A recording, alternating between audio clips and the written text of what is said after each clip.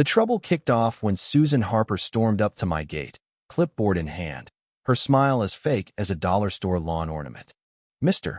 Bennett," she said, eyeing my fence like it was radioactive, "we've had complaints about your well violating our HOA's new environmental water ordinance."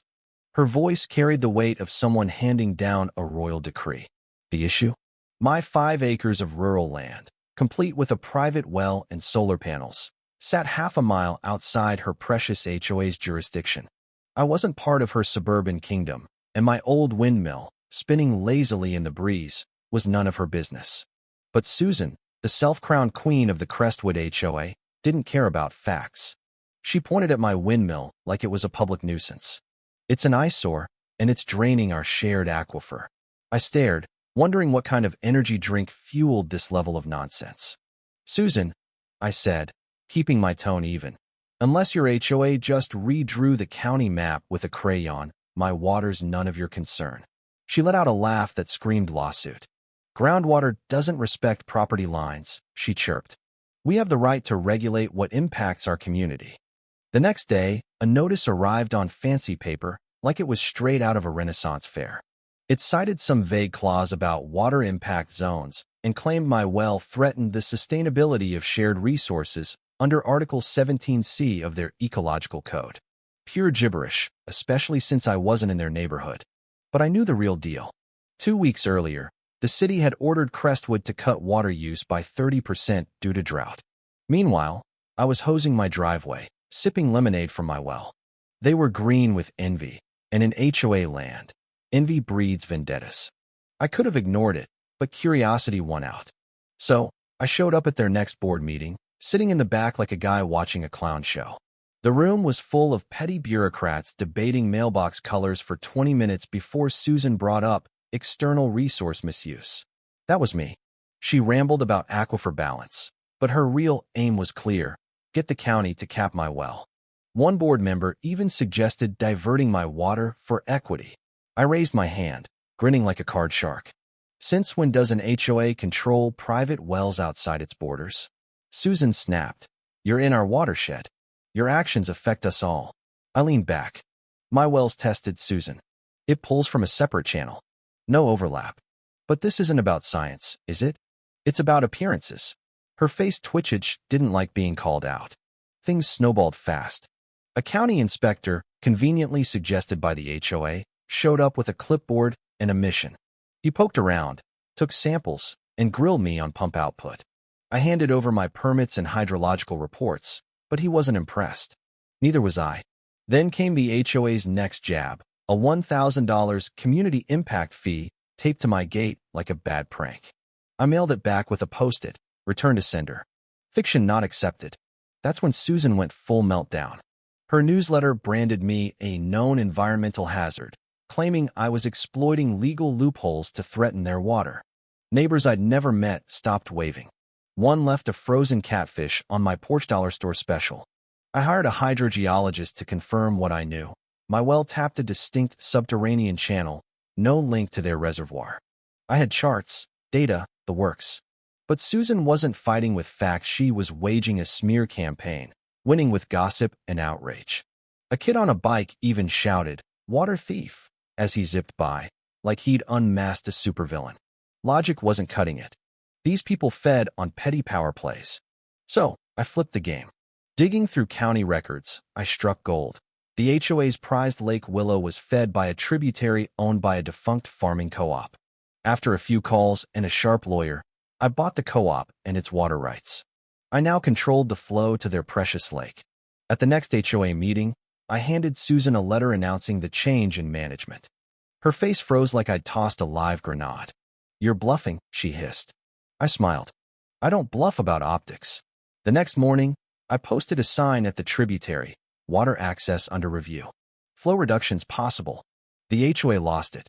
Susan marched to my property in a straw hat, shoes clicking like a war drum. "You can't shut off our reservoir," she barked.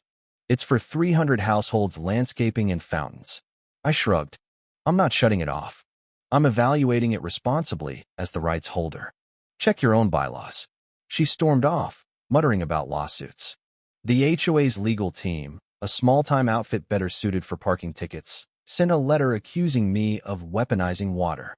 I countered with my attorney's response, citing California Water Code and my ownership deed. They went quiet. Meanwhile, the reduced flow hit hard. Lawns turned brown, fountains sputtered, their koi pond looked like a mud pit.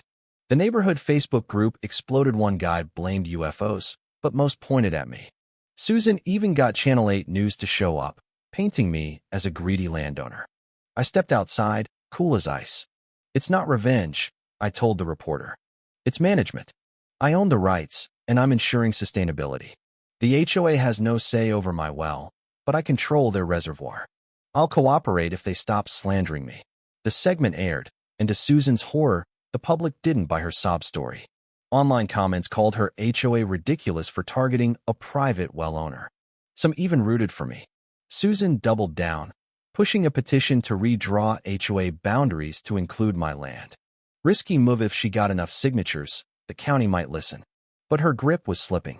Residents, fed up with her fines over flower beds and lawn lengths, started pushing back. At an HOA meeting, one couple snapped, "We moved here for peace, not a dictatorship." A guy in a tie-dye shirt got laughs when he said, "Susan's more worried about Bennett's well than our dead citrus trees." I hosted an open house, showing off my well's solar pumps and filtration system, serving well water iced tea, and handing out my hydrogeology report. County reps and news crews showed up. The tide was turning. Then came the big play. Lake Willow's ornamental license, renewed every decade, needed my signature as the new water rights owner. Without it, their fountains, irrigation, and pond would dry up. I sent Susan a certified letter. "Let's meet to discuss terms." At the meeting, I laid it out. A notarized HOA promise to leave my well alone, a public retraction of their lies, and quarterly water testing at their expense. Susan called it extortion. I called it negotiation. "You've got 2 weeks," I said, "or your pond's a sandbox." She offered a 6-figure settlement for permanent water access. I sent it back with a note. "No thanks. Next offer, I'll demand a billboard exposing your reservoir's nitrate levels." Days later, the pond lights went dark, the fountain stopped, and Susan was panicking. On the final day, a courier delivered the signed agreement, every term met, including a clause recognizing my property's water sovereignty. I signed the renewal, and the fountains bubbled again. But Susan wasn't done. She formed the Green Balance Task Force, a thinly veiled attack squad pushing for county oversight of non-HOA wells. Another inspector showed up, citing anonymous complaints about illegal water sales. I laughed, offered him tea, and showed my donation logs to a neighbor's orchard. He left, calling me a local legend. Then I found it. A decade-old HOA permit violation for their lake's drainage system, now a major issue under new conservation laws. I anonymously tipped the county. They shut down the lake's pumps and drained the pond. When a storm hit, the neglected system failed, flooding the HOA's rec center. The news asked me, "Did you cause this?" I smirked. If the HOA checked their own pipes instead of my well, they wouldn't be swimming in their gym. The clip went viral. Residents turned on Susan. A petition ousted her, and she sold her house, leaving a curt note. "Congratulations, you won." I framed it next to my well pump. But I didn't stop there. I formed the Free Watershed Alliance with other independent landowners, pooling our water rights. When a nearby HOA tried a similar stunt, we crushed their petition with data and legal precedent. The county started consulting us on drought policy. Susan moved to Pinewood, starting a new HOA, but their irrigation failed in a heat wave. My alliance launched a drought resilience program, earning praise and press. They called me the guy who outsmarted the HOA. All I wanted was to water my tomatoes. But standing by the reservoir, my windmill creaking, I knew if anyone came for my water again, I'd own their whole damn lake.